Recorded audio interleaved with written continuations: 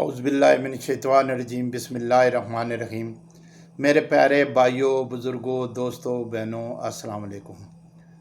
آج میں ایک بیماری کے بارے میں علاج تجویز کروں گا۔ آپ اسے غور سے سنیے گا۔ اتنی مہنگی چیزیں نہیں ہیں، یہ نارمل سی گھر میں موجود ہوتی ہیں یہ چیزیں، اس سے مکمل علاج ہے اس کا۔ یہ جو ہاتھ پاؤں کی جلن ہوتی ہے، یہ تلووں میں، ہاتھ کی تلیوں میں، یہ شوگر کی وجہ سے بھی ہوتی ہے، کیونکہ شوگر کی وجہ سے یہ نالیاں تنگ ہو جاتی ہیں، جس کی وجہ سے یہ جلن ہوتی ہے۔ یہ رات کو بہت تکلیف دیتی ہے، بندہ جب سونے لگتا ہے تو جلن محسوس کرتا ہے اور سکون کی نیند سو بھی نہیں سکتا۔ دوسری یہ ہوتی ہے یورک ایسڈ کی بڑھ جانا، اس کی وجہ سے بھی یہ جلن ہوتی ہے۔ اور تیسری وجہ یہ ہوتی ہے کہ بعض بندوں کو ذہنی ٹینشن ہوتی ہے، اس ذہنی ٹینشن کی وجہ سے بھی ہاتھ پاؤں میں جلن ہوتی ہے۔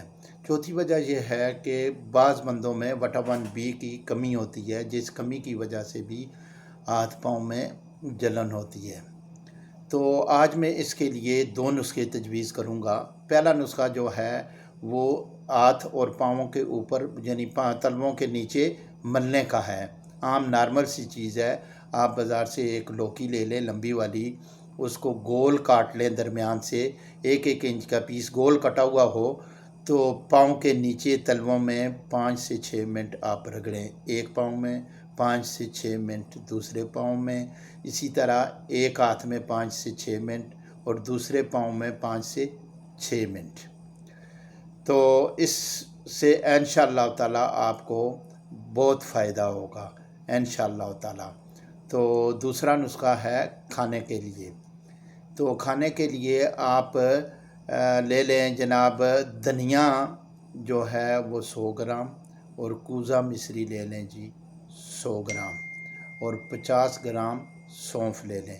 ان تینوں چیزوں کو اچھی طرح رگڑ کر یعنی باریک پیس کر صفوف بنا لیں، وہ صفوف ایک ڈبے میں محفوظ کر لیں، اور وہ صفوف جو ہے آپ صبح پانی کے ساتھ 1 چمچہ خالی پیٹ لیں، رات کو سوتے وقت 1 چمچہ خالی پیٹ لیں۔